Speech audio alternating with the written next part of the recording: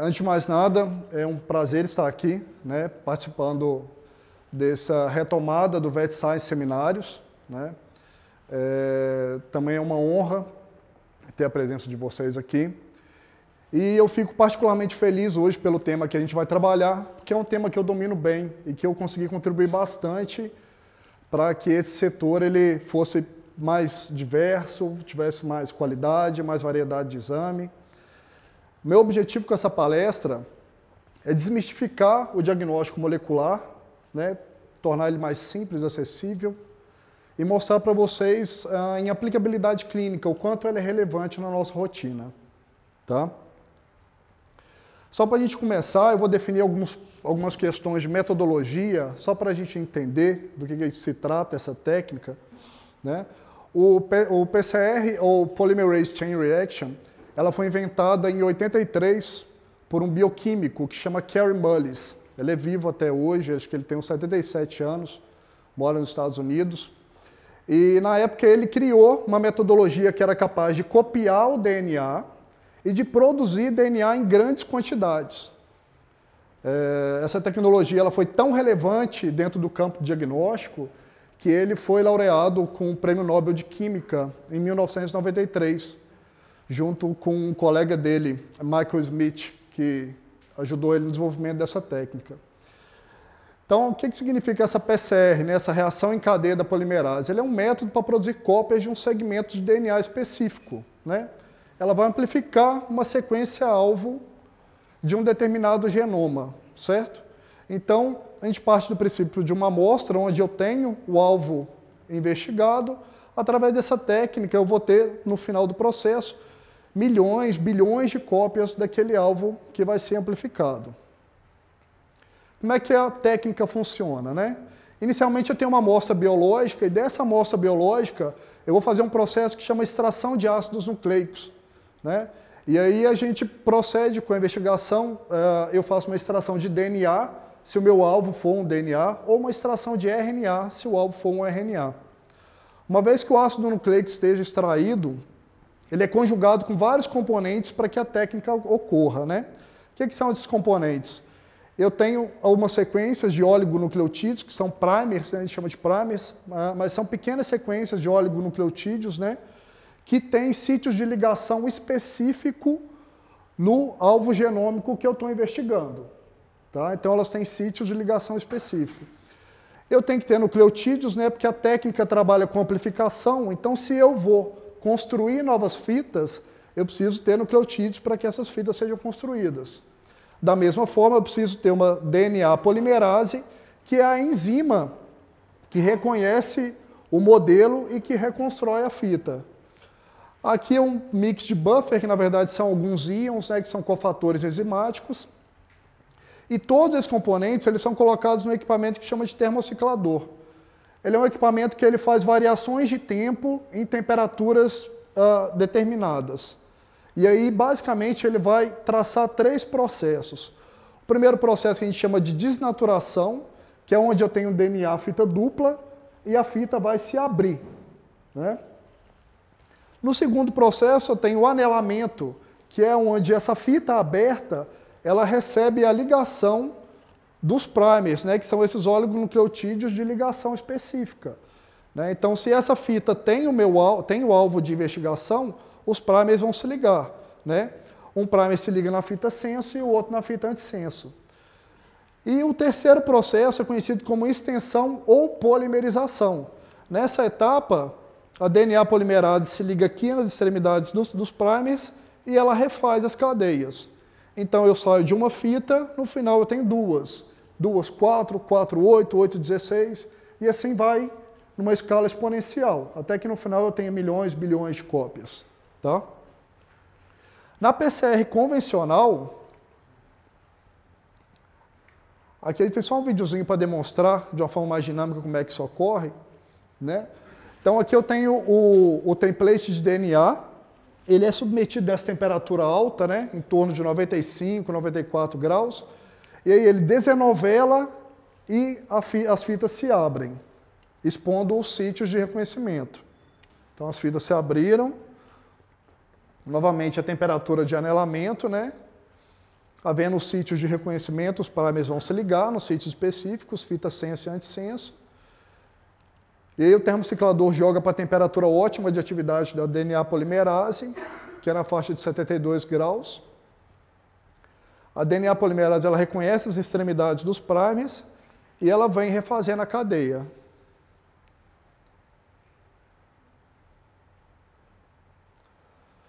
E aí esse processo ele acontece em ciclos, né? A gente gira média 35 a 40 ciclos dentro de uma PCR. E à medida que esses ciclos vão acontecendo, o processo vai se repetindo, né? Novamente anelamento de primers, etapa de extensão. E aí a gente vê que essa região de interseção entre os sítios de ligação dos primers, ela vai estar cada vez em maior número. Esses são as minhas sequências alvos de amplificação. E como eu sei exatamente o sítio de ligação de cada primer, eu sei o tamanho dessa sequência aqui. Certo? Então aí no final, eu tenho o material amplificado, né, isso na PCR convencional. Esse material é colocado em um gel de agarose sob uma corrente elétrica no equipamento de eletroforese. O que acontece aqui? O gel de agarose ele fica como se fosse uma malha, né?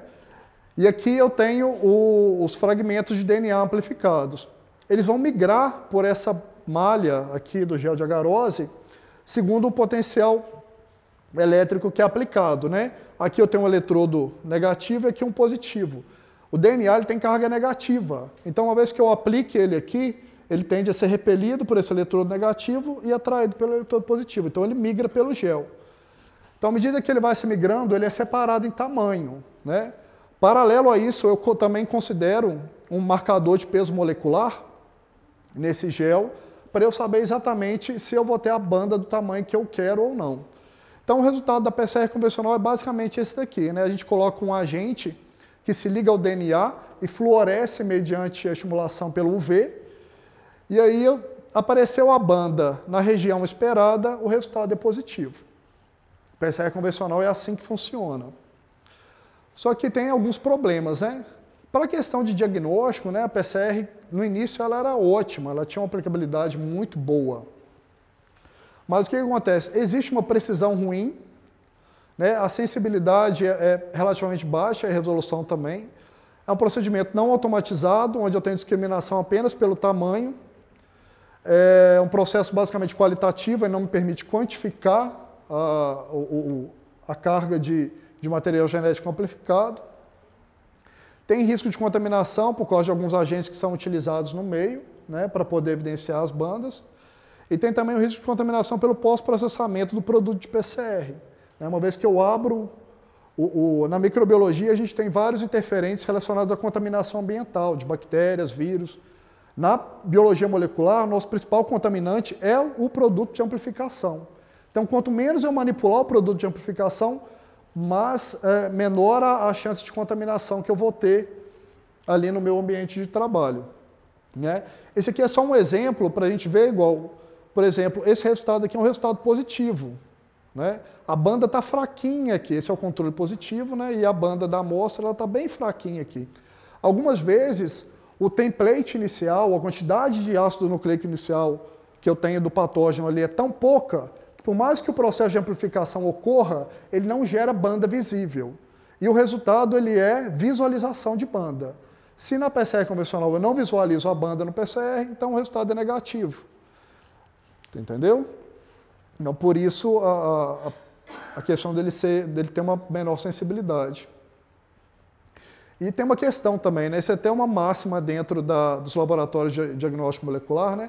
Porque as reações de PCR elas são muito chatas de padronizar, e elas dão muito problema, né? Então fica sempre essa questão assim, PCR, né? Processo de pipeta, chora, deu errado, repete. Mas, né, como as técnicas moleculares elas já evoluíram bastante, né? Hoje a gente tem a PCR real-time aqui, que tem uma aplicação diagnóstica muito mais relevante do que a PCR convencional. A PCR real-time, gente, eu gosto de fazer essa linha de raciocínio, porque quando a gente fala PCR, todo mundo pensa que é a mesma coisa. sabe? E, na verdade, existe um abismo quase em termos de eficácia entre uma técnica e outra. E em termos de diagnóstico, o que tem de melhor hoje no mercado é a PCR real-time. Como é que ela funciona, né? Ela funciona através da captação de fluorescência. O processo de amplificação, ele tem algumas moléculas de fluorescência conjugadas, e à medida que eu vou aumentando o número de cópias da região alvo, a fluorescência também vai aumentando proporcionalmente.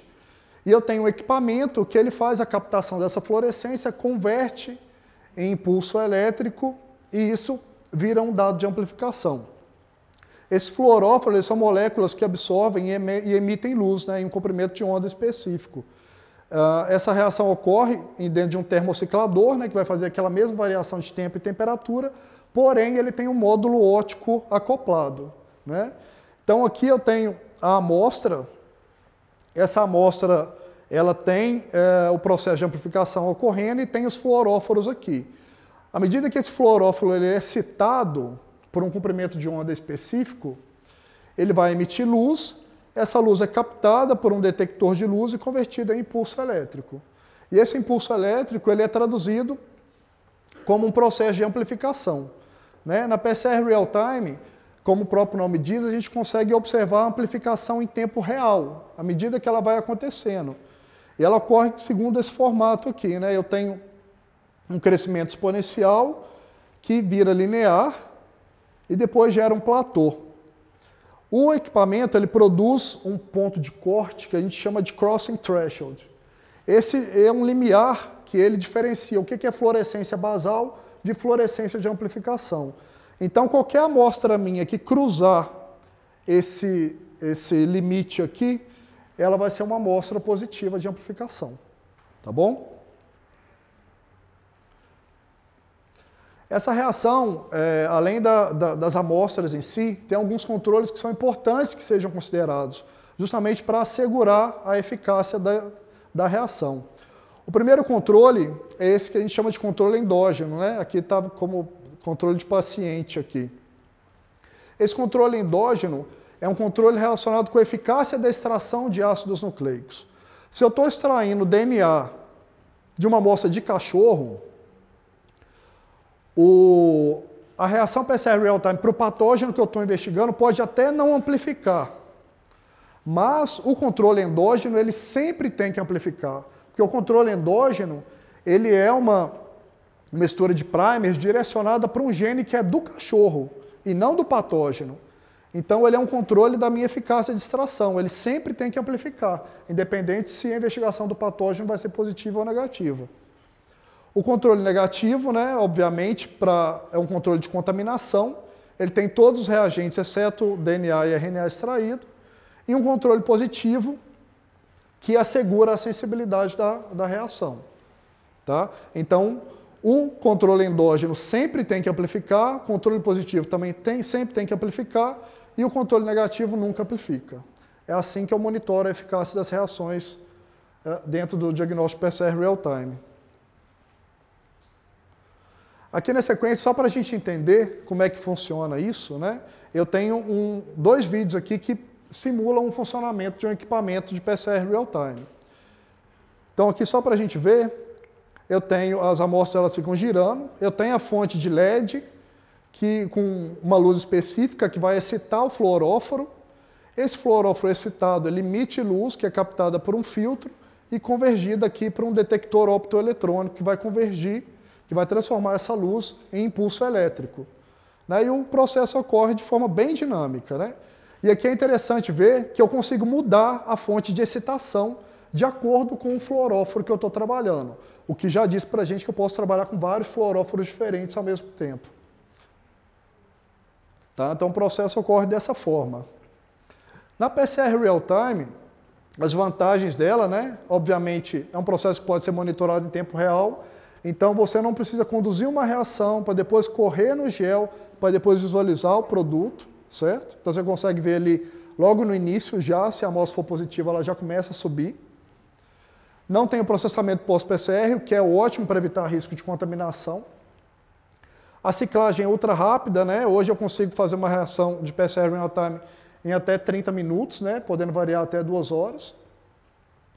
Isso aqui é bem importante, que ela requer 1000 vezes menos DNA ou RNA que os ensaios convencionais, o que diz muito sobre a sensibilidade da técnica, né? Eu consigo detectar quantidades bem menores de ácido nucleico comparado com a técnica convencional. É mais específico, sensível, reprodutivo e permite também quantificação. Existe basicamente hoje no mercado, e aí eu vou destrinchar, né? Eu já diferenciei o PCR convencional do PCR real-time. Até mesmo para o PCR real-time não é tudo a mesma coisa, né? Eu tenho 2 técnicas hoje que são mais conhecidas, que é a técnica de agente ligante ao DNA, o CyberGreen, e a técnica através de sonda hidrolisável, né? São sondas Tachman. O CyberGreen, ele é um agente, ele é um ligante de DNA fita dupla, que quando ele se liga na fita dupla e ele é excitado, ele fluoresce.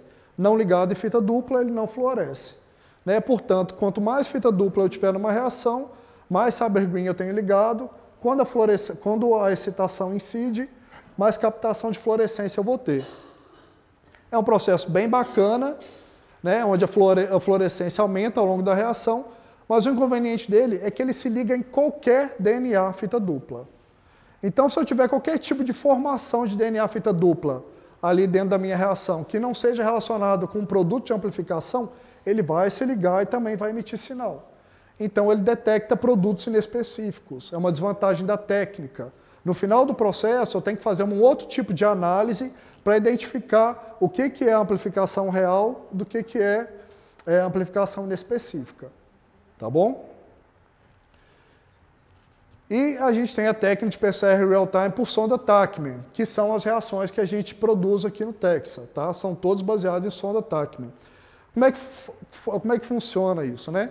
Além dos 2 primers que a gente considera na reação, eu tenho um terceiro primer, que a gente chama de probe, ou sonda, que ele é marcado com uma molécula repórter, que é o fluoróforo.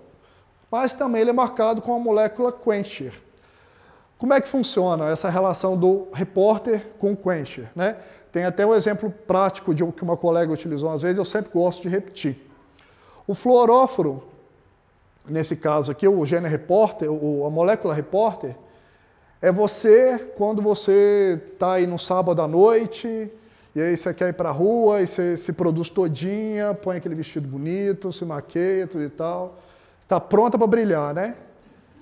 Mas aí você chama a sua amiga, vamos amiga, vamos, né? Aí chega sua amiga está mais linda que você. Sua amiga é o quencher, entendeu? Você está ali pronta para brilhar e sua amiga vai te apagar.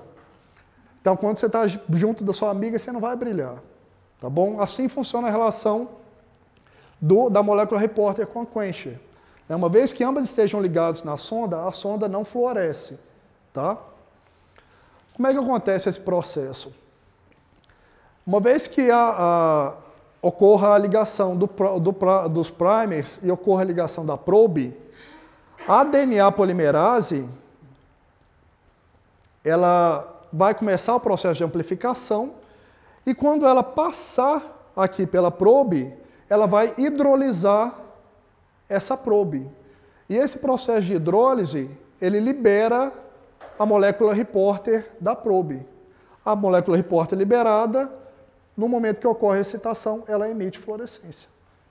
Então, a fluorescência ela é condicionada ao processo de extensão, né? De forma que quanto mais moléculas-alvo, mais DNA-alvo for produzido, eu vou ter mais ligação de probe, eu vou ter mais hidrólise de probe, eu vou ter mais captação de fluorescência. E aí funciona a mesma máxima, né? Quanto maior a amplificação, maior a emissão de fluorescência do processo. Esse processo por si só, a gente já consegue ver vantagens dele em relação ao Cyber, porque como eu tenho um terceiro primer, isso aumenta a especificidade da reação. Fora que a sensibilidade da reação por Tachman, ela ainda é melhor do que a sensibilidade de reação pelo Cyber.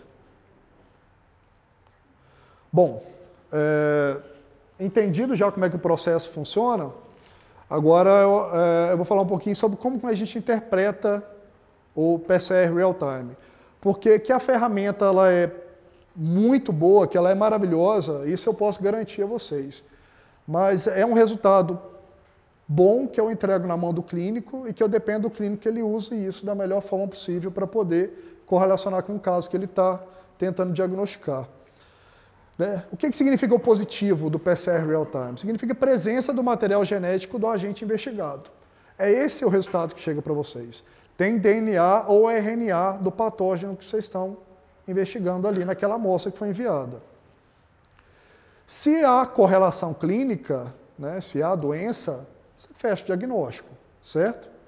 Mas existem algumas situações, por exemplo, no caso de algumas vacinas que consideram vírus atenuados, que a gente tem que ficar esperto também. Porque às vezes, se eu faço uma PCR real-time num paciente que foi recém-vacinado e a minha suspeita para cenomose, por exemplo, e a minha suspeita clínica é justamente cenomose, eu tenho que me certificar de que a detecção do RNA ali daquela reação é de vírus infeccioso e não vírus vacinal.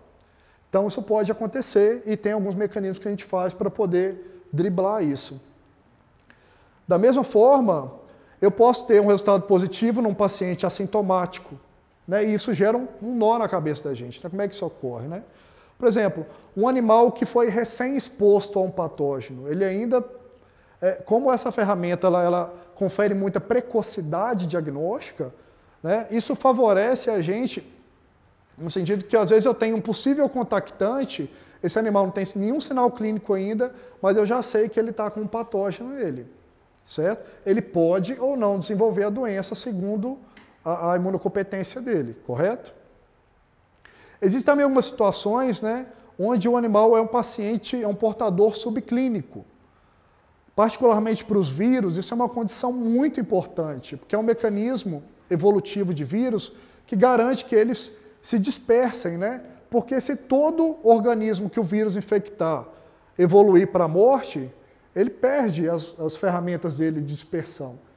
E, na verdade, os casos subclínicos de vírus são muito maiores do que os clínicos. A diferença é que o subclínico não vai para a clínica, certo? E, novamente, aqui a questão da vacina, né? Que a gente tem que ficar atento se o animal ele for recém-vacinado e se o patógeno que eu estou investigando ele tem alguma forma atenuada que foi considerado na vacina. Né? Justamente para eu saber se esse positivo é correlacionado com vírus infeccioso ou com vírus vacinal. Na sequência, o negativo, né, obviamente, ele indica a ausência do material genético do agente investigado. Se eu fiz uma amostragem correta, com correlação clínica boa, eu excluo a suspeita clínica. E também consigo excluir até mesmo risco de exposição, dada a precocidade que a técnica permite para a gente. Mas acontece o seguinte, tem alguns casos que mesmo com negativo persiste a suspeita clínica, né? Aí eu tenho que fazer alguns questionamentos. Será que a minha amostragem foi adequada? Será que a conservação ou transportes até o laboratório também foram adequados? Essa particularidade da amostragem ela é extremamente importante, porque se o clínico coleta uma determinada amostra, por exemplo, eu vou falar de cenomose, para quem me conhece um pouco aqui sabe que eu tenho uma certa experiência na área, então assim, eu gosto de citar bastante exemplo. Para cenomose, por exemplo, você pega um paciente em quadro neurológico, o único sinal clínico que o paciente tem é neurológico. Aí você pega uma amostra de sangue EDTA e manda para o laboratório.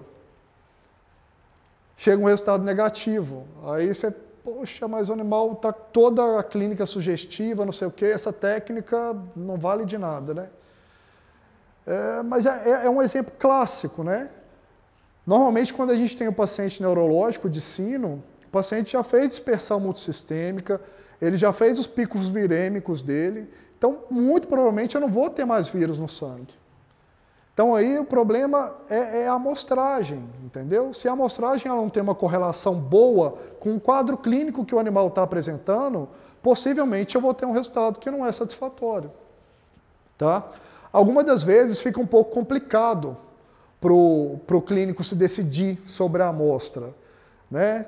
Tipo, mando fezes, ou mando sangue, ou mando urina.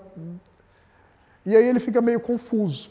Né? A gente recebe até algumas amostras aqui, né? O cliente manda um conjunto de amostras, manda a gente escolher o que a gente acha que é a mais adequada. né? E baseado nisso, né, e a técnica de PCR Real-Time me permite isso, que eu faça um pool de amostras. Se vocês não estão seguros sobre a amostra que vocês querem enviar, primeiro, pega o telefone, liga para a gente, conversa com a assessoria científica aqui do Texa. Se ainda assim não tenho tempo para isso, fica meio complicado e tal, você pode enviar até 3 amostras diferentes para fazer um diagnóstico PCR Real-Time. E você paga apenas um exame, né? Basta que você solicite pool de amostras. Quando a gente receber esse conjunto de amostras aqui, a gente vai fazer um combinado e eu vou extrair ácidos nucleicos de todas as amostras e eu coloco isso tudo numa reação. Então, se tiver na dúvida sobre qual amostra escolher, manda o pool, tá? Que aí vocês conseguem ter uma assertividade diagnóstica maior.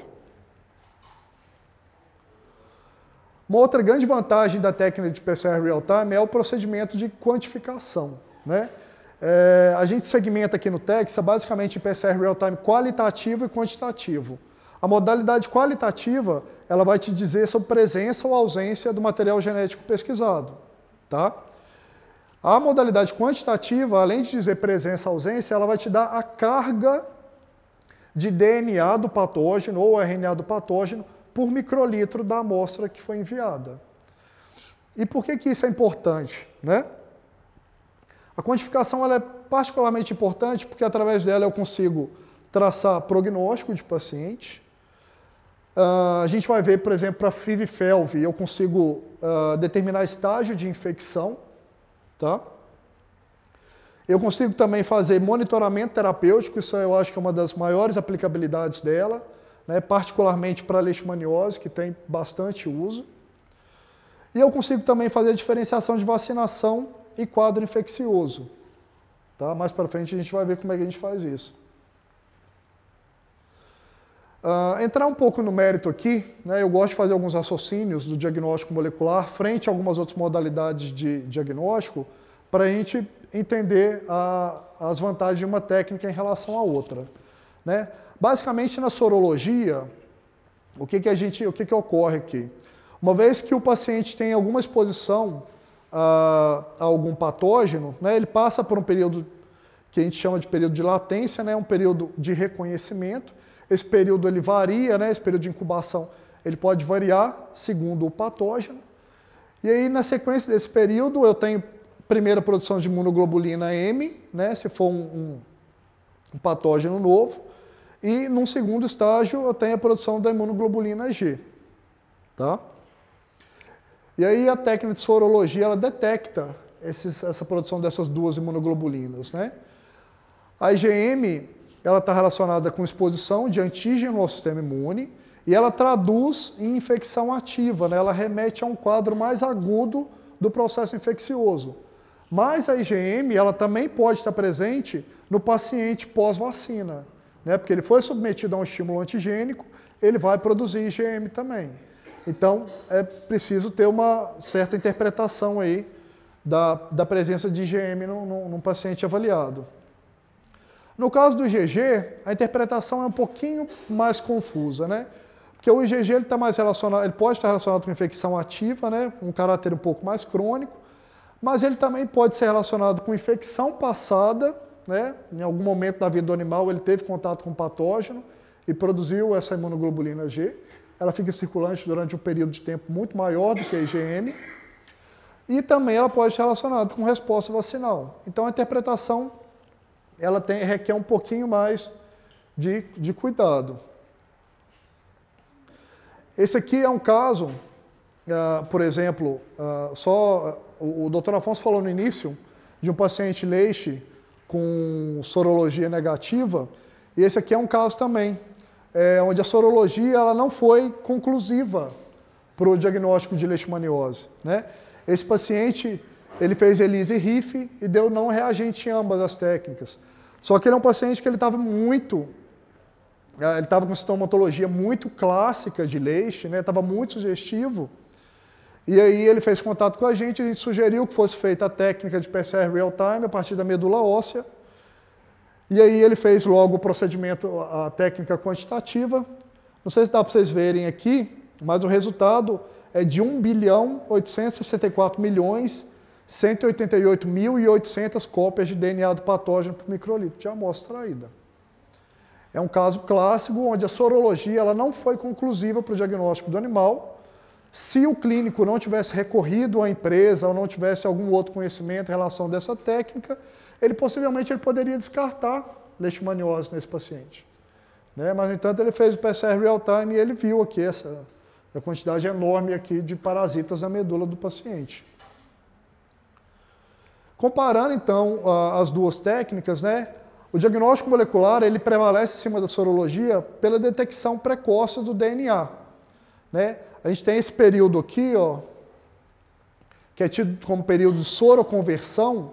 Aqui eu não detecto IgM nem detecto IgG, mas nesse período aqui eu já consigo detectar o material genético do patógeno.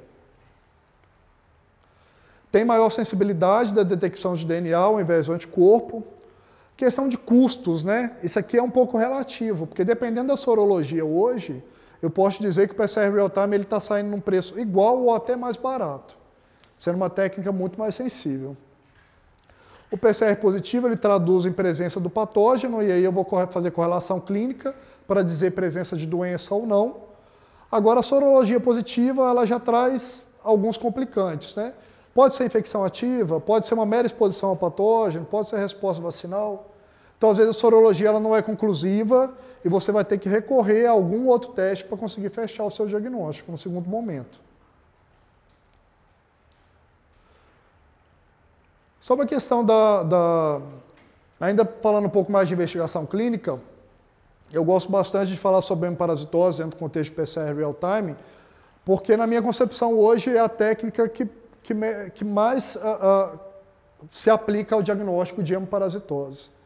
Né? Eu gosto também dessa figura aqui, são 4 cachorros diferentes. Né? Aqui a gente tem uma icterícia de mucosa, aqui eu tenho epistaxe, tem fema, peteques aqui em mucosa, uma orelha sangrando. Alguém arrisca dizer aí qual que é o patógeno? É uma hemoparasitose, obviamente, mas... O que vocês, chegasse pacientes assim para vocês, o que vocês falariam? Que Ehrlichia, Babesia também. Dá para cravar em um ou outro? O que vocês acham? Eu adianto que os 4 estão com o mesmo patógeno. Oi? Dava para cravar assim?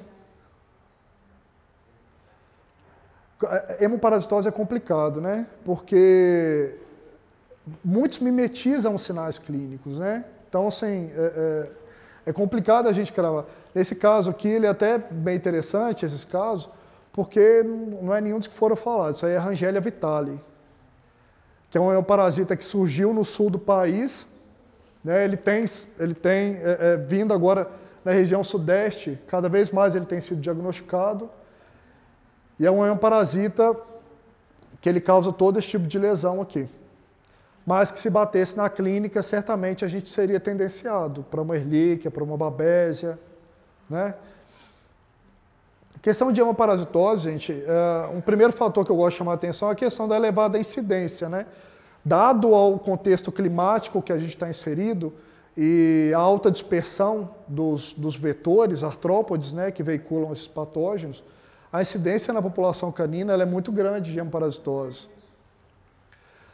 A questão dos sinais clínicos, muitas das vezes, essas hemoparasitoses elas só vão manifestar algum sinal clínico num estágio mais crônico.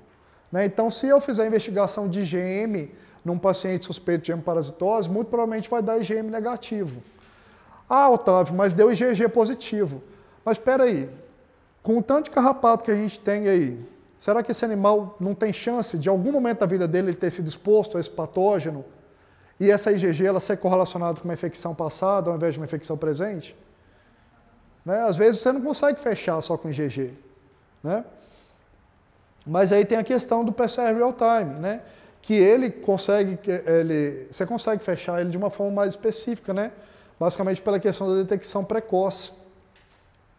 E a pertinência da similaridade clínica entre essas hemoparasitoses, elas já entram mais dentro da nossa proposta de trabalho, que eu vou falar um pouco mais adiante, que são os painéis multiplex, né, onde a gente consegue investigar vários agentes comuns para o mesmo problema, né? Esse é um trabalho que, né, porque eu ainda acho, né, as palestras que eu tenho ministrado algumas vezes aí, eu vejo que tem muitos colegas que ainda fazem diagnóstico de amparasitose através de esfregaço sanguíneo, né? Só que o problema do esfregaço sanguíneo, o diagnóstico direto ou pesquisa direta que a gente fala, se visualizado, a gente realmente fecha o diagnóstico. Mas o problema é a sensibilidade, né, quando a gente não visualiza. E esse trabalho ele traz um dado até bem legal. Por exemplo, ele compara diagnóstico direto com PCR, né? E aqui, por exemplo, eu tenho 91 pacientes que foram negativos por diagnóstico direto para Ehrlichia canis, porém desses que foram dados como negativos, 52 eram positivos por PCR. Então, pensa bem, é mais que a metade que o diagnóstico direto estaria deixando de pegar. Nessa outra comparação aqui, eu tenho 79 animais que foram negativos por diagnóstico direto para Anaplasma platis e que quando eu fiz PCR, 39 deles eram positivos para Anaplasma platis. Então é só para a gente ter uma noção da divergência, da questão da discrepância de sensibilidade que existe entre as técnicas. Na sequência, a leishmaniose, né, eu acho que aqui em BH, vários colegas já são familiarizados, né, com o emprego do PCR real-time para poder tanto diagnosticar como controlar a leishmaniose, né. Na leishmaniose canina, o PCR real-time ele serve para confirmar diagnóstico, para acompanhar tratamento, para diferenciar animais assintomáticos, né, alguns casos de sorologia inconclusiva, como foi o caso que eu mostrei para vocês, e também para fazer o diferencial com outros hemiparasitoses. Então tem bastante aplicabilidade, né? Sempre que a gente vai fazer um PCR real-time na leishmaniose canina, a gente sempre aconselha quantificar no diagnóstico inicial, né? Porque como é uma doença que o paciente vai ter que viver sob controle por toda a vida dele, o ideal é que você tenha o que a gente chama de baseline, né? Um ponto de partida. E essa quantificação, muita gente fica um pouco intrigada com ela. Fala assim, não, mas Otávio, quanto que é uma quantificação que dá sinal clínico, quanto que é uma quantificação que não dá sinal clínico? Isso é inerente ao paciente de vocês. Às vezes vocês vão diagnosticar um paciente que vai ter centenas de cópias e vai ser um animal polissintomático. Em contrapartida, vocês podem ter um paciente também que tem milhares e milhões de cópias e ele se mantém bem assintomático nessa faixa de carga do patógeno. Então, essa baseline, essa quantificação inicial, ela é importante para que vocês determinem o comportamento do animal com aquela carga de patógeno. Como o paciente ele é monitorado e tratado durante a vida toda, frequentemente você vai ter que recorrer ao PCR real-time para monitorar a carga desse paciente. Você já sabe que a Lulu fica com sinal clínico péssimo, sei lá, com 300 mil cópias, né, e que ela fica bem, fica estável clinicamente com centenas de cópias por microlitro. Então, esses vão ser os seus parâmetros que vão nortear a sua conduta, né? Muitas das vezes, vocês não vão zerar a carga do patógeno, mas vocês vão achar uma carga de patógeno onde o paciente permaneça bem clinicamente naquela carga. E aí, assim, a gente continua fazendo monitoramento. Percebeu que a carga está aumentando, talvez seja o caso de aumentar a dose do medicamento ou retomar um outro tratamento que havia sido deixado de lado. Então, é mais ou menos nesse sentido que a quantificação funciona. Esse é um trabalho bem legal, que ele já faz um comparativo da técnica de PCR real-time com a PCR convencional para a leishmania. Né? Esses autores aqui, eles pegaram 25 medulas e colocaram quantidades conhecidas de parasita por ml de amostra nessas medulas e submeteram essas medulas às técnicas de PCR real-time e às técnicas de PCR convencional. Essas barras pretas aqui, ó, são correspondentes às medulas que foram onde a leishmania foi diagnosticada tanto pela técnica de PCR convencional quanto pela técnica de PCR real-time. Em contrapartida, a partir aqui da medula 11 até a medula 5, são amostras onde a leishmania só foi diagnosticada pela PCR real-time. O que significa isso? Até a medula 12, a sensibilidade da técnica de PCR convencional era suficiente para detectar essa quantidade de parasitas. A partir da medula 10, a PCR convencional ela já não consegue mais detectar, porque está abaixo do limite de sensibilidade dela. Só para mostrar, né? Aqui eu tenho 7 medulas diferentes, eu tenho 7 medulas aqui, onde se a técnica empregada fosse a PCR convencional, eu poderia estar dando um resultado de falso negativo para o meu cliente, certo? Falando um pouco agora das doenças virais, gente, eu diria que o diagnóstico de escolha para doença viral, independente do vírus, sempre vai ser o diagnóstico molecular, tá? Principalmente porque os vírus, dependendo do mecanismo que eles empreendem, às vezes a quantidade que ele vai estar presente em uma determinada amostra vai ser muito pouca. Então você precisa de testes que tenham especificidade e sensibilidade muito altas para poder conseguir diagnosticá-los, né? Eu vou falar sobre algumas peculiaridades, algumas implicações, né? Sinomose, eu tenho aquela questão, né, que a vacina para sinomose, ela leva vírus atenuado, né? E através do processo de quantificação, eu vou mostrar em 2 exemplos adiante, a gente consegue diferenciar se é interferência vacinal ou se é vírus infeccioso. FIV e FeLV tem aplicabilidade pela questão de serem retrovírus, né? O retrovírus, ele, por característica de família, ele é um vírus que ao entrar no hospedeiro, ele faz integração de genoma. Então eu tenho retrovírus tanto na sua forma de vírus RNA, que é a forma circulante, mas também eu tenho retrovírus na forma de provírus, que é a forma DNA inserida no genoma do paciente. Então, umas outras situações que a gente vai tratar também. Vou fazer um raciocínio com vocês em cima de coronavírus, né? Particularmente para diferenciar coronavírus entérico do coronavírus relacionado com peritonite infecciosa. E uma outra implicação aqui de doenças virais é a questão também de complexo respiratório felino, né? Onde eu tenho herpes vírus, calicivírus, que são vírus que causam quadros clínicos comuns, né? E que a gente consegue diferenciar por essa técnica. Na sinomose, gente, eu gosto de começar com esse trabalho aqui, porque acaba que é um trabalho que reflete uma dúvida de vários colegas também em relação à amostragem para sinomose, né?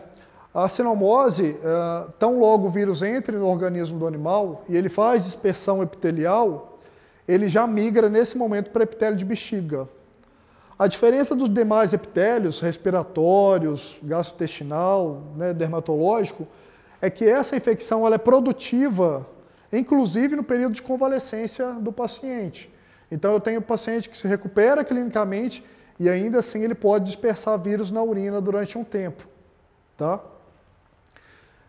Então esse trabalho ele correlaciona bem com isso, né? Porque ele pegou 2 pacientes suspeitos de sinomose e ele acompanhou esses 2 pacientes do dia 1 até o 44º, né, coletando diversos tipos de amostras diferentes, né?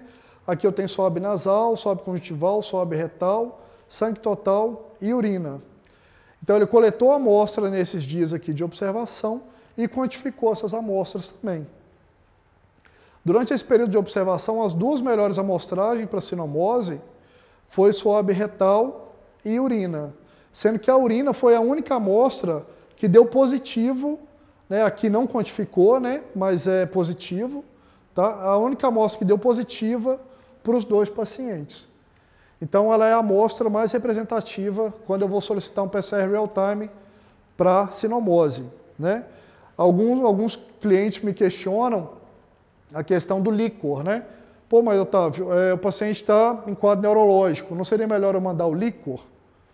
Mas existe uma particularidade para a sinomose que é o seguinte: o paciente neurológico ele segrega em 2 fases.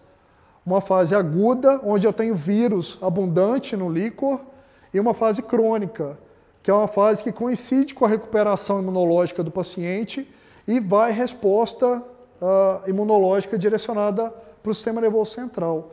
Nessa fase crônica, não é o vírus que progride mais a doença, mas sim a resposta inflamatória que invade o parênquima encefálico. Então é o seguinte, se você coleta o líquor de um paciente que está em fase crônica neurológica, por mais que ele tenha todos os sinais sugestivos, ele muito provavelmente, quando a gente vai fazer um PCR real-time, ele vai dar negativo, porque eu praticamente não tenho mais vírus disponível ali no líquor. E aí o clínico se frustra, porque é uma coleta um pouco dificultosa, né? Não é uma coleta de rotina, e aí ele ainda recebe negativo num paciente que está altamente sugestivo clinicamente. Tá? Então, para sino, na dúvida, manda sempre urina, porque ela é representativa independente do quadro clínico que o animal esteja. Um outro trabalho aqui, comparando PCR com o teste monocromatográfico, né, o teste rápido, é um dado até interessante, eu gosto de chamar a atenção para essa amostra de sangue aqui. Aqui eu tenho desses animais negativos, né, 72 animais que deram negativo pelo teste rápido, na verdade 22 deles foram positivos para o PCR. Né? Ou seja, se eu considerasse só o teste rápido como conclusivo para a rotina, no caso desse trabalho aqui eu teria em torno de 31% de falso negativo. Tá? Só mostrando a questão de sensibilidade entre as técnicas. Aqui é aquela questão que eu falei com vocês do laudo. Né? Esse paciente aqui, são 2 casos de pacientes que haviam suspeitos clinicamente para sinomose e que haviam tomado vacina em período inferior a 2 semanas. Mas, como eu tenho alguma divergência de literatura, a gente considera interferência vacinal na PCR para sinomose o período em até 30 dias pós-vacinal. O que a gente faz para diferenciar se é vírus infeccioso ou se é vírus vacinal? Deu positivo, a gente quantifica. Tá? Deu carga baixa, a inferência é para vírus vacinal. Deu carga alta, a gente infere para vírus infeccioso. Esse foi um quadro, o animal tinha suspeita clínica, mas havia tomado vacina em período inferior a 2 semanas. Ele mandou o PCR real-time e pediu quantificação. Deu positivo e deu aqui 30,78 cópias de RNA de patógeno por microlitro de amostra extraída. Eu não coloquei aqui, mas em todo laudo quantitativo de sinomose, vai uma tabelinha lá explicando de tanto a tantas cópias interferência vacinal, de tanto a tanta sugestivo de quadro infeccioso. Só vocês fazerem a correlação ali, é bem intuitivo. Então esse é um animal que ele deu positivo, mas como a carga deu baixa, o clínico ele desconsiderou a sinomose justamente pelo fato de haver interferência vacinal. Né? Ele, num segundo momento, após 30 dias, ele repetiu essa PCR real-time só para desencargo de consciência e esse animal já deu negativo. Então, realmente, era uma interferência vacinal. E a segunda situação, num outro paciente também, que ele desconfiava de interferência vacinal, e aí ele queria mandar só o sangue, eu conversei com ele para mandar a urina, aí ele falou assim, eu quero que faça dos 2 então. Então foi feito pool de amostras, mas só não saiu aqui, mas é sangue e urina. E aí a quantificação deu 23.414.000 e lá vai cacetada. Então, ou seja, deu uma quantificação absurdamente alta. Não é interferência vacinal, isso é vírus infeccioso. Tá? Então aí já fecha o quadro. Esse é um outro trabalho também onde a gente tem interferência vacinal, né? E a gente fala pouco de interferência vacinal para parvovírus. Mas parvovírus também produz interferência vacinal porque é vírus atenuado. Né?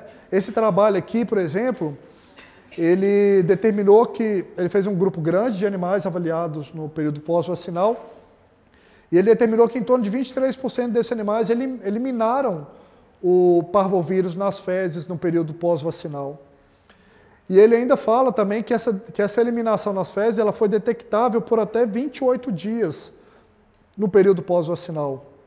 Então, parvo, a semelhança de sinomose, também é uma amostra, é um vírus que a gente precisa se preocupar se o paciente tem interferência vacinal, principalmente se a gente está recorrendo em fezes. E aí vale aquela mesma máxima, né? Eu vou quantificar. Se deu carga alta, é vírus infeccioso. Se der carga baixa, né, igual que ele fala, né, que a carga foi muito baixa em todos os pacientes, é condizente com interferência vacinal. Tá? E aí eu entro agora na questão do coronavírus felino, né, que é um raciocínio que eu gosto de fazer, até mesmo porque tem exame disponível aí no mercado que trata bem desse assunto, mas eu julgo como sendo exames equivocados, né? A gente sabe hoje que o coronavírus felino, ele é um vírus que ele tem tropismo gastroentérico, mas que ele passa por uma série de modificações, né? Ele é um vírus altamente mutante, que ele pode gerar essa variante que é relacionada com a peritonite infecciosa felina, né? Só para a gente ter alguns dados sorológicos para ter noção do quão disseminado é o coronavírus felino, 90% dos gatos de ambientes de aglomeração possuem anticorpos para coronavírus felino. E desses, 75% a 100% dos animais eliminam o vírus. Eles são animais sadios, são subclínicos, eliminam o vírus, mas não tem doença nenhuma. Tem outro dado que trata que 20% a 60% dos gatos domiciliados têm resposta sorológica para coronavírus felino. Então, ou seja, é um vírus que ele é muito disseminado. Porém, de toda essa dispersão, apenas 1 a 5% desenvolve a peritonite infecciosa felina, né, que é quando o vírus, dentro do organismo infectado, ele passa por uma série de modificações e gera esse novo vírus que é bem mais virulento, é bem mais letal, é bem mais grave, né? Por que eu gosto de falar a respeito disso, né? Hoje, o Texa, por exemplo, a gente só trabalha com PCR real-time para coronavírus felino. Eu não tenho um PCR real-time para o vírus da peritonite infecciosa felina. Mas aí algum de vocês pode falar assim, Otávio, a IDEX tem. Eu falo a IDEX porque é um parceiro respeitável nosso, um laboratório de respeito, que muita gente conhece. Ela tem um PCR real-time para diferenciar o vírus da peritonite infecciosa felina. Certo? E aí, tão logo a IDEX tenha lançado, surgiu essa demanda para mim. Aí eu fui fazer um trabalho mais minucioso para poder entender um pouco mais do coronavírus, desse mecanismo de mutação, porque eu lembrava da minha época de graduação, que é um vírus altamente mutagênico, são várias mutações relacionadas, e que era difícil o diagnóstico direcionado justamente por essa alta capacidade mutagênica, entendeu? Eu fui estudar um pouco mais, né? O trabalho que gerou a reação da IDEX é esse daqui. Ele chama um trabalho aqui de 2010 que diz que acima de 98% dos vírus relacionados com peritonite infecciosa felina, eles apresentam uma ou duas mudanças de nucleotídeo dentro dessa proteína aqui, essa proteína de superfície que chama spike, na região de fusão dela, né? Ou seja, uma região que contacta bem com a molécula de porta de entrada na célula do hospedeiro, né? E aí ele cravou essa máxima, né, de que podem ocorrer dois tipos de mutações isoladas, mas que esses tipos de mutações acontecem nessa região de fusão aqui da proteína spike do PIF. Beleza. A reação PCR real-time da IDEX é baseada para esse tipo de mutação. Ela identificou as mutações que estão relacionadas, né? A gente sabe as mutações que estão relacionadas com essa alteração. Ela fez alguns primers específicos de sondas para ir para aquela região e ela consegue diagnosticar. Só que eu fiquei meio relutante, né? Eu dei uma lida, falei, não, vou ler mais coisa, né? E aí, eu achei vários trabalhos, eu vou citar só um aqui, vários trabalhos que identificam vários outros sítios de mutação também relacionados com a produção do vírus responsável pela PIF. Esse trabalho aqui, só de curiosidade, o trabalho também de 2010, ele fala que os sítios de mutação não são completamente compreendidos. Era o que valia para mim até então, dentro do meu conhecimento, né? Mas que algumas mutações em genes acessórios são candidatos, algumas mudanças em genes acessórios são candidatos para mutações críticas responsáveis pela PIF. E aí ele já chama o gene 3C e o gene 7B como genes possivelmente relacionados como sítio de mutação para gerar o vírus PIF. Já é outra informação completamente divergente daquela informação que fala que é a proteína, o gene spike lá, que tem mutação relacionada. E aí a similaridade desse, eu fui achando outros trabalhos, que correlacionam outros genes também do genoma do coronavírus como sítios de mutação relacionados. E aí eu retomei o raciocínio que eu tinha durante a graduação, de que não tem uma única ou duas mutações relacionadas com produção do PIF. São várias mutações cabíveis. Entendeu? Então, quando você direciona uma reação para algum tipo de genoma, né, que contempla um determinado tipo de mutação, e você não encontra aquela mutação, você não tem como excluir a PIF. Não tem. Se você diagnostica, ótimo, né, tem correlação clínica, você fecha. Mas e as, sei lá, dezenas ou outras centenas de variações mutagênicas que a gente pode ter, que a técnica não pega? Você não exclui a PIF, certo? E aí, só para correlacionar, para fechar um pouco desse raciocínio, eu puxei até um trabalho mais recente, que ele dá uma coroada em cima desse raciocínio que eu tracei em cima desse teste, né? Ele fala, esse trabalho ele avaliou, né, várias reações direcionadas para mutações do gene spike, e ele concluiu que os achados das reações que ele fez demonstraram que essas mutações do gene spike, né, essas análises de mutações do gene spike, elas não colaboram substancialmente para a habilidade de diagnosticar a PIF em comparação com detecção do coronavírus sozinho. Ou seja, só traduzindo isso, eu fazendo uma reação PCR real-time direcionada para PIF, baseado nas mutações do gene spike, e fazendo a detecção do coronavírus felino apenas, não vai ter muita diferença, entendeu? Justamente porque essas mutações aqui, elas não são conclusivas para todos os casos. Então, baseado nessa premissa, eu não criei reação nenhuma para esse tipo de mutação, porque eu acredito, né, que pela ética eu estaria induzindo o clínico ao erro, a acreditar que se aquele resultado viesse negativo, que ele poderia excluir PIF e não poderia, certo? Então eu prefiro trabalhar o clínico no sentido dele usar o diagnóstico de coronavírus felino da melhor forma possível. E como é que a gente faz isso? Se eu tenho PIF efusiva, é simples, coleta material de fusão e manda fazer PCR real-time para corona felino. Deu positivo corona felino no material de efusão, você fecha o quadro, tá? A PIF efusiva é mais tranquila. A PIF seca ela é um pouco mais complicada, né? Na PIF seca eu recomendo sempre que seja feita a PCR real-time para coronafelinos do sangue e nas fezes. Então vai ter que fazer duas reações, é a melhor forma possível. Deu positivo no sangue, negativo nas fezes, fecha a PIF, tá? Deu negativo sangue, positivo fezes, fecha coronafelino, variante gastroentérica, descarta a PIF. Ah, Otávio, deu positivo sangue e deu positivo nas fezes. Aí complica, né? O que você faz nessa situação? Você quantifica nas fezes. Porque o coronavírus felino, que tem tropismo gastrointestinal, ele é eliminado em grande quantidade nas fezes. Se a carga der alta nas fezes, é o corona entérico. Se der baixa, é o corona mutante relacionado com a PIF. Ficou claro?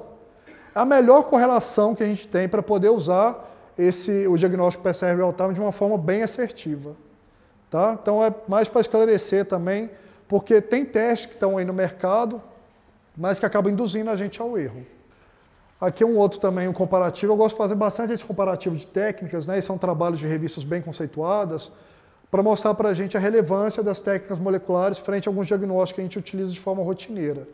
No caso aqui a gente fala de FeLV, né? Eu tenho 7 pacientes positivos para FeLV, né, por PCR, que foram testados em 2 point of care, né, no Witness e no Snap. E aí desses 7 pacientes que são positivos para FeLV por PCR, apenas 2 deram positivos no Witness e apenas 2 deram positivos no Snap.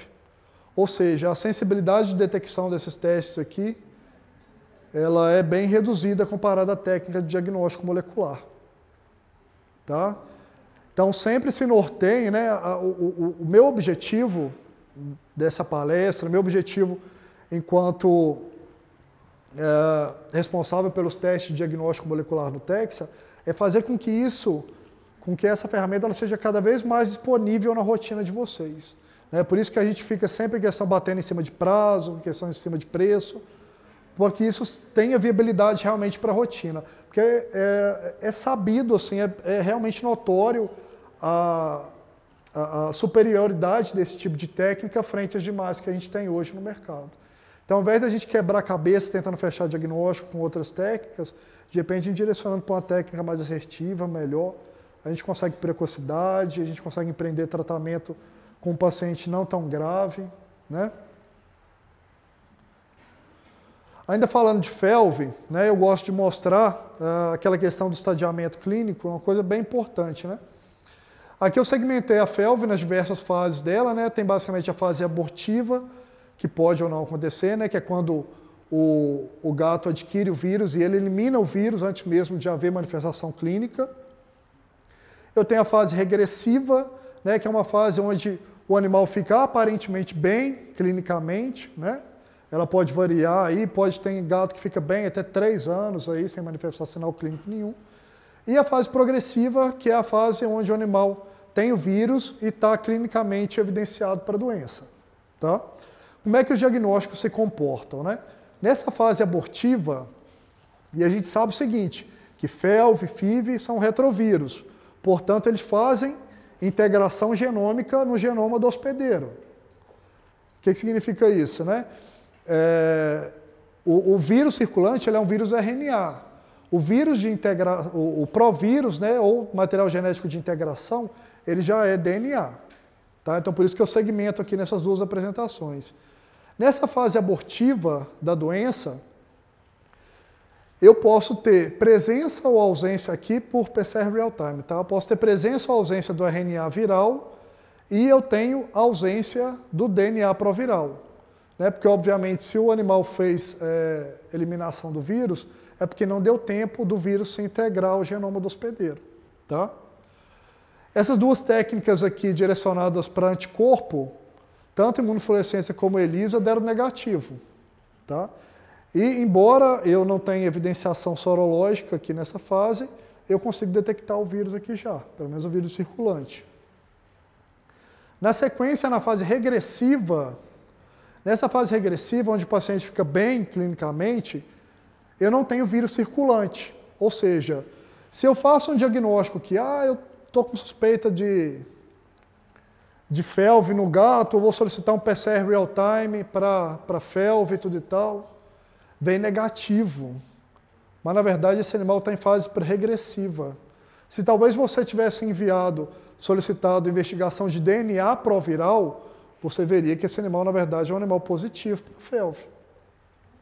Ele não tem vírus circulante, mas ele já tem o genoma do FeLV integrado ali no genoma do hospedeiro. Certo? Imunofluorescência deu negativo, e nessa fase o ELISA já detecta anticorpo já. Então, se eu fizer uma investigação sorológica, eu vou ver que mesmo o paciente na fase regressiva, ele já tem anticorpo para FeLV já. E aí, na sequência, a gente tem a fase progressiva. Nessa fase progressiva, dá todo mundo positivo, né? Eu tenho vírus circulante, porque eu tenho sinal clínico sendo provocado. Eu tenho o DNA proviral também presente. E tanto imunofluorescência quanto a ELISA, para diagnóstico sorológico, vão dar positivos. Né? Mas aí a fase progressiva já é uma fase mais crítica, o animal está clínico, né? Então é uma fase onde talvez a gente não tenha como fazer mais muita coisa. Né? A proposta desse raciocínio aqui, gente, é a gente sempre direcionar o diagnóstico tanto de FIV quanto FeLV, ao invés de a gente sempre pedir investigação do RNA viral, a gente pedir também a investigação do DNA proviral. E a gente tem 2 painéis aqui no Texa, tanto o FeLV Plus quanto o FIV Plus, onde a partir de uma mesma amostra, a gente faz diagnóstico tanto para o RNA viral quanto para o DNA proviral. Então é um diagnóstico mais assertivo, entendeu? Ele é mais conclusivo. Porque se eu fizer PCR real-time só para o vírus circulante num paciente em fase regressiva, vou ter um resultado negativo. Se eu investigasse DNA proviral, eu ia ver que, na verdade, era um paciente positivo. Tá bom? E aí, já falando um pouco dessa questão de painéis, é uma coisa que eu gosto de trabalhar muito, porque o objetivo disso é simplificar o diagnóstico por clínico, né? A gente chama até de painéis inteligentes, né? Onde o laboratório ele entra junto com você dentro do seu raciocínio diagnóstico e ele te ajuda a direcionar, né? O multiplex ele é uma ferramenta do PCR Real-Time que permite que a gente investigue vários agentes diferentes a partir de uma única amostra. Como é que isso acontece? Aqui eu poderia, por exemplo, nas reações singleplex, eu poderia fazer reações individuais, né? Uma reação para Ehrlichia, uma para Babesia, uma para Anaplasma, uma para Leishmania. Mas eu posso também empreender a multiplex, onde em uma mesma reação, a partir de uma mesma amostra, eu investigo todos esses agentes de uma forma conjunta. Isso é bastante legal, porque isso faz com que o laboratório consiga reduzir o custo para o cliente. Entendeu? Então, ao invés de você pagar 4 reações individuais, você paga um painel ali onde o custo por reação ele cai muito.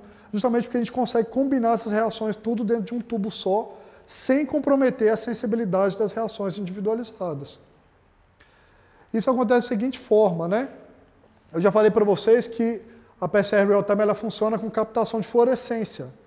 Basta que eu coloque um fluoróforo diferente para cada patógeno que eu vou investigar. Né? Então aqui eu tenho vários fluoróforos aqui. Eu tenho FAN, o REX, Texas Red, o Sci5, o Quasar 705. São fluoróforos que têm comprimentos de onda diferentes e eu consigo combinar eles todos dentro de uma reação. Basta que eu informe para o equipamento o fluoróforo que está ali naquela reação e ele vai variar a fonte de excitação ali de acordo com o conjunto de fluoróforos que está ali. É dessa forma que o multiplex funciona.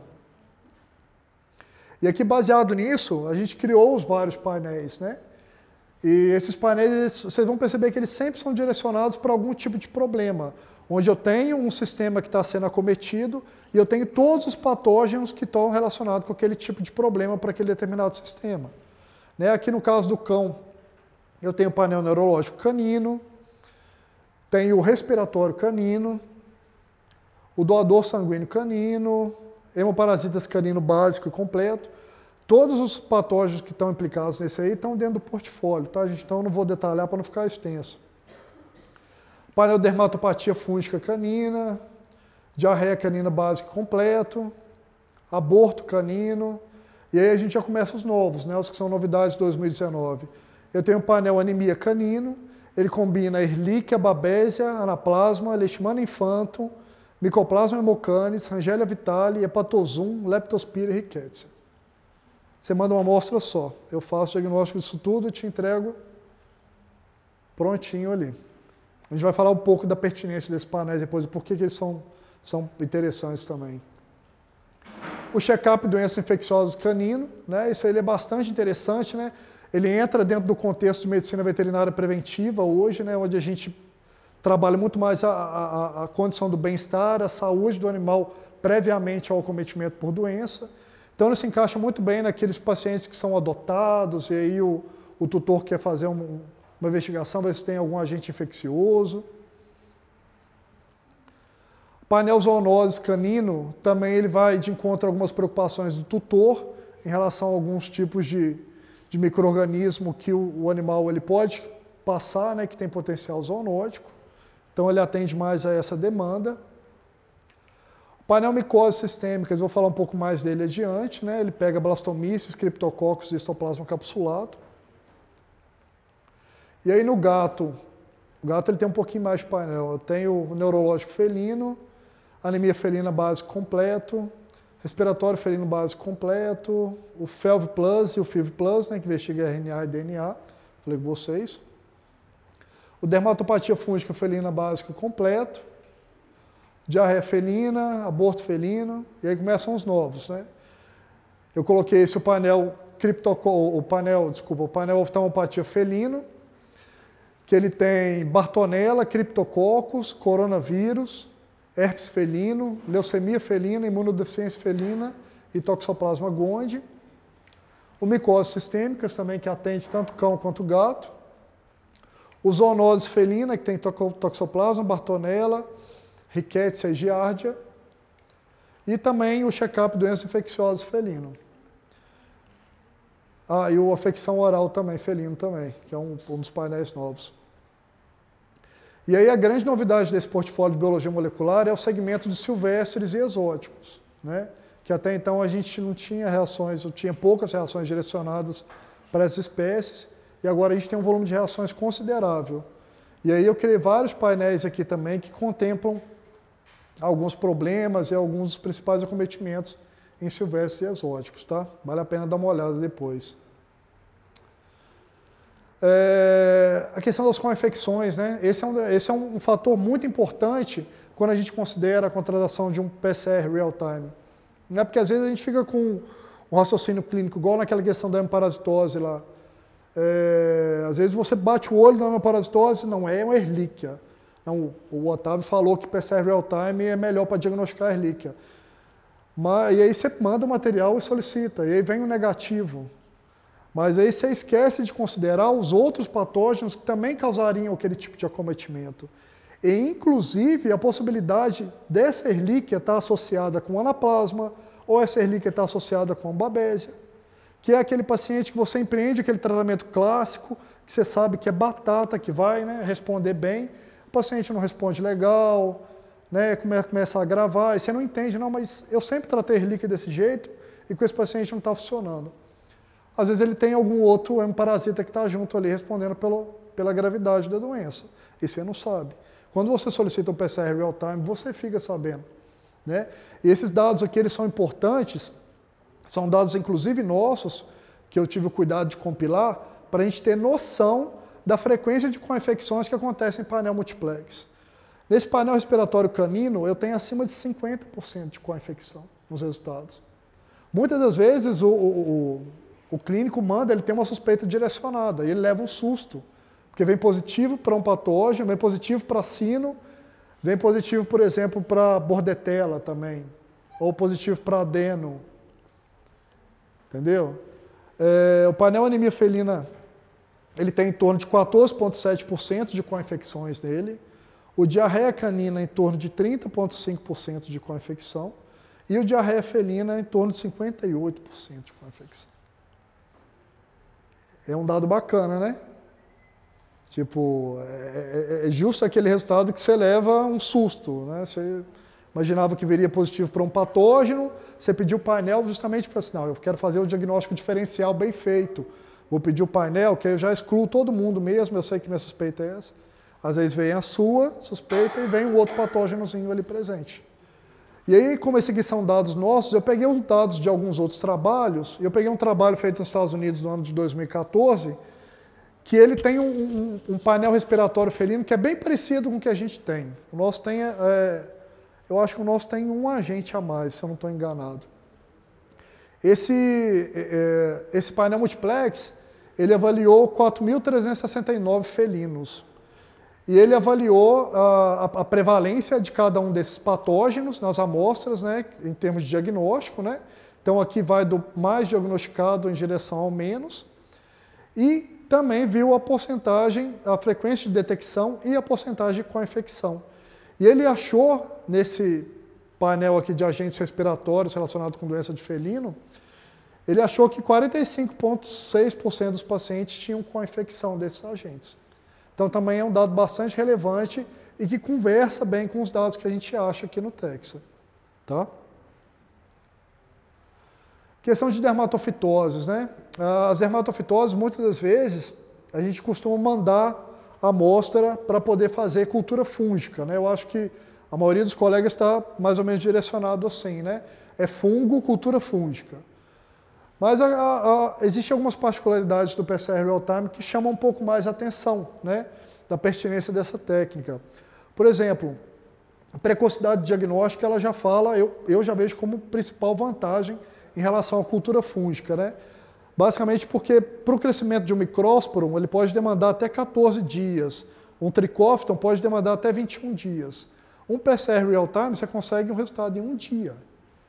Então, ou seja, é muito melhor em termos assim, como você tem que empregar um tratamento que muitas das vezes é um tratamento demorado, quanto mais precocidade diagnóstica você conseguir empreender, melhor. E aí, a gente já viu questão de precocidade diagnóstica, né? Principalmente para um agente que tem potencial zoonótico, né? A gente sabe que as dermatofitoses têm potencial zoonótico. Então, é mais uma preocupação do paciente ser rapidamente diagnosticado para evitar o contato, né? com o tutor ou com outras pessoas. E aí entram alguns outros trabalhos que chamam um pouco mais a atenção, né? Esse até foi um trabalho que a gente fez aqui, que eu fiz um comparativo para Microsporum canis a partir de 82 amostras de pelo e raspado de pele. E um dado que chamou a atenção aqui é o seguinte, que de 21, aqui no caso de 61 amostras que foram negativas por PCR real-time, também foram negativas na cultura fúngica. Beleza. Agora, de 21 amostras que foram positivas no PCR real-time, 11 delas foram negativas na cultura fúngica. Então, quer dizer, se eu desses clientes que solicitaram cultura fúngica a partir desse material, 15,3% deles tiveram resultado falso negativo. Às vezes, o material não chega em viabilidade, né, para ter o crescimento necessário, né? Ou algumas vezes o paciente usou algum tipo de medicação, passou um tipo de shampoozinho, que nem sabia, pode ter matado o fungo, mas o DNA do fungo ainda está lá e pode ser captado pela técnica.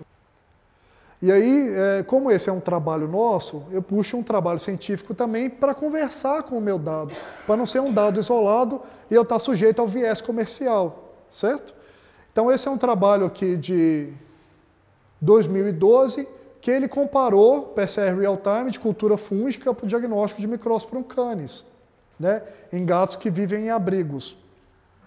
E aqui o dado dele é até mais alarmante do que o meu, porque o dado dele, em 40 PCR positivo, 40 pacientes PCR positivo para Microsporum canis, 12 deles foram cultura negativa, o que dá um total ali de 30% de falso negativo. É um dado, o meu deu 15,3, o dele é até mais alarmante. Então, talvez seja a situação da gente começar também a repensar o diagnóstico de dermatopatia fúngica, né? Mudar a metodologia, porque eu já sei que eu ganho em sensibilidade e que eu ganho em precocidade quando eu escolho um diagnóstico molecular.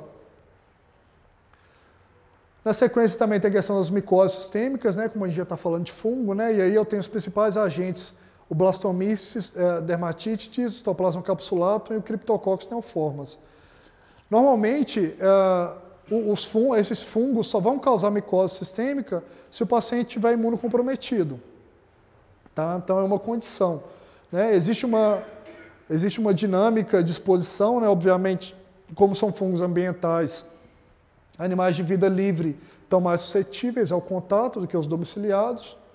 Quando esse fungo ele dispara uma dispersão sistêmica, normalmente é através do pulmão, né, que ele se dispara para vários órgãos. E aí, de acordo com o fungo, vão ter acometimentos individualizados. E o grande questionamento desses fungos, né, sobre a questão diagnóstica é que o isolamento costuma ser fastidioso. Tem fungo desse, por exemplo, o Histoplasma capsulatum, em alguns tipos de Cryptococcus, pode demorar até 6 semanas para crescer. Ah, Otávio, vocês ficam com crescimento aqui por até 6 semanas para ter certeza de que... Não, a gente não fica. Com 21 dias, eu descarto a minha cultura, se não cresceu nada. Certo? Então, se vocês... logicamente, a gente já teve uma professora de gatos até lá da Rural do Rio, que ela mandou uma amostra para a gente e falou assim, minha suspeita é Histoplasma capsulatum. Então, a gente segurou mais tempo. Por que a suspeita do cliente era isso? Mas a minha cultura fúngica hoje, com 21 dias, eu estou descartando a amostra. Se é um micro-organismo, se é um fungo desse que tem um crescimento um pouco mais fastidioso, mais demorado, possivelmente o laboratório vai liberar um resultado negativo para vocês, mas que, na verdade, se ele segurasse mais tempo em cultivo, talvez a gente conseguiria visualizar. Mas 6 semanas também é demais, né? Tipo, vai esperar 6 semanas, você fala com o seu tutor, a gente vai fazer a suspeita histoplasmose. Daqui a 6 semanas eu libero o resultado. O paciente já é imunocomprometido, está com acometimento pulmonar, acometimento hepático, pode ter sinal neurológico. O paciente morre, né, gente? Não dá para esperar. Então, baseado nisso também, eu introduzi nesse portfólio novo o pacote é o painel de micoses sistêmicas, né? Que a gente consegue fazer o diagnóstico para esses 3 fungos mais implicados em disseminação. Como a gente está falando da parte de diagnóstico molecular, eu gosto de puxar um gancho, né? Aqui a gente termina de falar de PCR real-time, mas eu gosto de puxar esse gancho porque eu não sei se muitos de vocês conhecem, que aqui no Tex a gente trabalha também com diagnóstico para várias doenças genéticas de cães e gatos, também de alguns bovinos, equinos. E essa técnica também é executada dentro do meu setor de biologia molecular. Só que é uma técnica diferente. Aqui eu faço sequenciamento por Sanger. Né? Como é que funciona isso? O sequenciamento de Sanger, né, foi o método inventado por Frederick Sanger, e ele utiliza leitura de nucleotídeos a partir de bases nitrogenadas marcadas radioativamente. Eu introduzo um material genético lá que eu quero ler a composição de nucleotídeos dele. Ele produz uma fita complementar com nucleotídeos marcados radioativamente e ele consegue ler essa fita complementar a partir do equipamento onde é feita a análise. E aí ele me dá a sequência direitinho daquele segmento que eu estou investigando. Mas qual que é a vantagem disso, né? A vantagem disso é que na maioria das doenças genéticas eu tenho processo de mutações implicados. As mutações elas podem acontecer por substituição de nucleotídeo, né, que eu tenho uma guanina substituída por uma citosina. Eu posso ter mutação por inserção, né, entrou uma guanina aqui no meio de citosina e adenina. E eu posso ter mutação também por deleção, né, essa timina aqui vazou fora nessa nova sequência. O que significa isso? Né? A gente sabe que o códon, que é composto ali de 3 nucleotídeos, ele determina um aminoácido. Né? E a sequência de aminoácidos determina a composição proteica. Essa mutação ela pode gerar uma alteração de formato ou uma alteração de função na proteína que é codificada. E essa proteína que é dita defeituosa, ela pode estar implicada numa doença genética. Então é basicamente essa a importância de a gente fazer o sequenciamento. Né? Eu tenho algumas doenças genéticas onde eu já sei os pontos exatos de mutação, e através desse teste eu consigo identificar a mutação e consigo dizer para você se o seu animal ele é predisposto geneticamente ou não àquela doença. Eu gosto de falar de um exemplo muito clássico. Aqui a gente tem todas as doenças que o Texa faz, né, através de sequenciamento. Né?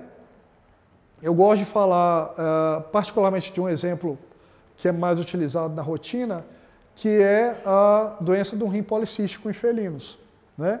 Hoje a gente já sabe que a doença do rim policístico em felinos ela é causada por uma mutação nesse gene aqui, no PKD1, basicamente na região do exon 29, né, a posição 3284 do exon 29, posição certinha onde ocorre a mutação. É uma doença de caráter autossômico dominante, né, autossômico significa não estar ligado ao sexo, e dominante que basta apenas um alelo mutado para que o animal seja considerado predisposto geneticamente à doença. Né? Nessa doença eu tenho formação de cistos de vários tamanhos, tanto no córtex quanto na medula renal, tá? E esses cistos eles são cheios de líquidos. Mas ocasionalmente também esses cistos podem acontecer tanto no fígado quanto no pâncreas também do animal acometido. Normalmente ele tem acometimento precoce no seguinte sentido, que antes dos 12 meses de vida já começa a formação desses cistos. Mas o acometimento clínico ele é um pouco mais tardio, né? Que ele depende do desenvolvimento de mais cistos. Né? O acometimento normalmente ele é bilateral, né? Que é uma característica da doença, e quando a gente tem um rim assim, a gente vê que, tanto visualizado por necropsia ou por ultrassom, a gente consegue ver que o acometimento sempre é múltiplo, né? São vários cistos acometendo. As raças mais predispostas são British Shorthair, Persa, Exótico, Scottish Fold, Burmilha, Himalaio, American Shorthair e cruzamentos de Persa em geral. Cruzamento de Persa em geral é um dado um pouco vago, né? Mas se você considerar que os persas eles estão implicados em 80% dos cruzamentos de novas raças, dá para ter mais uma noção do quanto esse gene pode estar dispersado por aí. Não é uma doença nova, ela já tem 30 anos já que ela foi caracterizada, mas até então não havia a correlação genética. Né? Então, os persas começaram a cruzar com outras raças, começaram a ser utilizados em cruzamentos de novas raças, e esse gene foi se dispersando. Hoje, estima-se que em torno de 37% dos gatos persas tenham o gene mutante, tenham um alelo mutante para PKD1. Então, ou seja, é um dado bastante relevante. E é particularmente importante para que a gente tenha conhecimento da condição do animal, né, do felino que está suscetível a essa doença, para que eu consiga fazer algum manejo preventivo, né, para melhorar, né, a vida desse animal, né, sabendo que futuramente ele vai sofrer de falha renal por causa desse quadro, e também que eu consiga fazer um manejo reprodutivo. Né? Então, esse é um dado bastante interessante para quem tem gatis, entendeu? Para eu certificar que as matrizes, os reprodutores, eles estejam livres da condição genética, para produzir só filhotes saudáveis. Tá? Aqui só um dado de cruzamento, né? Então, para a gente entender mais ou menos como é que funciona, eu gosto de puxar o raciocínio do azão azinho, né? Que a gente lembra mais da aula de genética, né? Então, a condição é dominante, então basta o azão para que a doença ocorra. Se eu tenho macho azão azinho, fêmea azão azinho, 75% da minha ninhada vai estar acometida. Com um diferencial. O homozigoto, muito dificilmente ele vai ser detectado nesse teste. Sabe por quê? A maioria da condição homozigótica para PKD1, o filhote morre no útero ainda. Ou se ele nascer, ele tem pouca viabilidade, ele vive poucos meses e morre. Então é uma condição muito mais grave no homozigoto em relação ao heterozigoto. Tá? E aqui eu tenho uma outra situação onde eu tenho a fêmea saudável, né? E o macho com um gene para PKD1. Nessa situação eu tenho 50% da ninhada acometida pela patologia. Então é importante sempre fazer a investigação do teste genético tanto nos pais quanto na ninhada. Né? Alguns gatis eles já vendem os filhotes já com esse teste, já com o resultado desse teste, para assegurar ao tutor que o animal é isento da condição de rim policístico. Tá? Mas como é que é feito esse teste? Né? Isso aqui é só alguns achados de ultrassonografia. Né? Aqui eu tenho um rim normal, aqui eu tenho, são 2 rins com acometimento de cistos, né? Eles ficam esse espaço aqui, hipoecóicos ou anecoicos grandes aqui, tá vendo? E o mesmo paciente também é cometido com cisto no fígado, tá? Um paciente com rim policístico, com cisto também no fígado. Como é que a gente faz, né? Nessa situação, eu faço uma reação de PCR real-time, que ela é direcionada para aquele fragmento onde eu sei que tem a mutação. Então, eu faço uma reação de PCR convencional, e nessa reação de PCR convencional eu amplifico um fragmento de 475 pares de base. Tá vendo? Aqui é o paciente, a amostra do paciente, isso aqui é controle positivo. Tá? Então, eu pego a amostra do paciente, amplifico esse fragmento, que eu sei que é onde pode estar a mutação, e a partir desse fragmento amplificado eu faço uma purificação a partir do gel. Então eu literalmente recorto essa bandinha do gel, utilizo um kit de purificação de DNA, pego esse DNA purificado e introduzo no equipamento que faz o sequenciamento genético. E aí esse equipamento aqui ele vai fazer a leitura desse fragmento e ele vai me dar essa sequência aqui na tela do computador. E aí eu vou ter 2 resultados possíveis, né? Então essa aqui é uma leitura de nucleotídeos, né? Ele dá esses picos aqui, cada pico é condizente com uma base, tá? E eu sei que desse fragmento meu de 475 pares de base, exatamente na posição 230 é a posição onde eu tenho que olhar se tem citosina. Se tiver citosina, o paciente é saudável, ele não tem alelo mutado, certo? Então aí o laudo sai para você da seguinte forma, né? Ausência de alelos mutados para o gene PKD1. É um animal saudável que não vai desenvolver o rim policístico pela condição genética. E o outro resultado possível é quando justamente na posição 230 surge uma adenina. Tá? Essa é a mutação que ocorre nesse tipo de doença. A citosina ela é substituída pela adenina. E aí aqui sai o resultado de positivo. Só que sai também o resultado de heterozigoto. Porque se a gente observar, para essa posição 230 aqui, além do pico de adenina, eu tenho também um pico de citosina. Ou seja, eu tenho um alelo com adenina e um alelo com citosina. Animal heterozigoto. Se eu tivesse só o pico de adenina, animal homozigoto. Certo? Então é um animal heterozigoto com apenas um alelo mutado para o gene PKD1. E é assim que o resultado sai para vocês. Bom, de teste genético eu tinha para falar isso. No mais, o que eu queria mostrar, vocês tiveram a oportunidade de fazer uma visita lá pelo setor, mas não tiveram a oportunidade de entrar, então eu queria mostrar um pouco do nosso arsenal tecnológico que a gente tem ali, que são equipamentos muito bacanas, que permitem que a gente faça isso com o máximo de acurácia e de máximo de qualidade, né?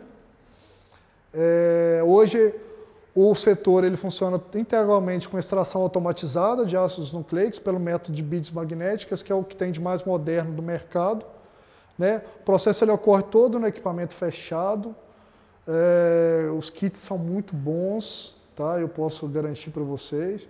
Então, esse processo eu não tenho nenhuma interferência de operador, ou seja, não tem nenhum risco de contaminação, não tem nenhum risco de falha de processo. Esse equipamento ele faz 48 amostras em apenas 30 minutos, então para extração é muito rápido, né? Anteriormente a esse processo, no kit que a gente utilizava, a gente demandava 2 horas e meia para extrair 24 amostras. Para vocês terem uma noção do quanto a gente ganhou com esse teste. Então ele utiliza esse tipo de tecnologia. Na sequência da extração, eu tenho um procedimento de preparo também automatizado de reações, o que também anula bastante. Dentro do diagnóstico molecular, a gente tem que ser muito chato, porque a contaminação é muito frequente. Então, quanto mais automatização, quanto menos interferência de manipulação humana eu tiver, melhor. Tá?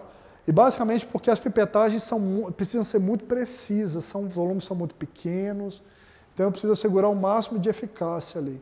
Então eu tenho esse equipamento, que é um equipamento que ele faz o preparo automatizado das reações, a partir daquelas amostras que foram extraídas. E aí as reações, uma vez preparadas, elas vão ser direcionadas para os termocicladores. Hoje eu tenho 2 termocicladores no setor. Esse aqui é o Rotordim da Qiagen, essa aqui é a tela de análise dele, né, o software que ele gera os resultados. E eu tenho um Step One da Applied também, e essa é a tela de análise dele também. Para fazer os exames genéticos eu tenho o Verity, que é um equipamento de PCR convencional que faz as amplificações. E aí a partir dos fragmentos amplificados eu tenho o Generic Analyzer 3500 da Applied, que faz a leitura das sequências para a gente. E no mais é isso. Foi um pouco longo, mas só agradeço a paciência de vocês. Obrigado.